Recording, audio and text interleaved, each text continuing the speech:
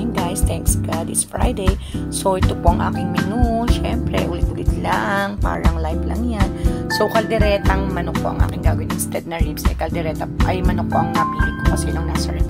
Ayan, ginisa-gisa ko po muna. Minarinate ko chicken kagabi, overnight na po yun. And then ayan, pinoil ko na siya dyan. So pinagkisaan ko ng sibuyas, bawang. Wait na lang tayo ng konti para i-add ang ibang ating ingredients. Guys, naglagay ako ng pickles ha. Wala sa pictorial. Nakalimutan ko siyang isama. Then, naglagay na po ako ng Reno. Ayan. So, almost done na po itong ating pakalderetang manok. Ayan. Ang dami ko nakalimutan, guys. Sa totoo lang, nakalimutan ko yung cheese. Pero, discard na lang para mapasarap natin po, guys. Ayan. Super yummy. Ayan na po, guys. Kompleto na po. Tapos na po ang ating kalderetang manok.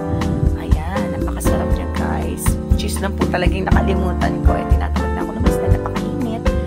So, discard na lang talaga. Pinatigim ko naman sa mga bata. Pasok daw mo. Ang sarap daw. Ayan guys. Thank you guys for watching. Hope you like this video. Sana huwag kayo magsawa sa pagdood ng aking pa-video. Kahit na minsan ay paulit-ulit na lang tayo. Wala po talagang magagawa. Dahil tayo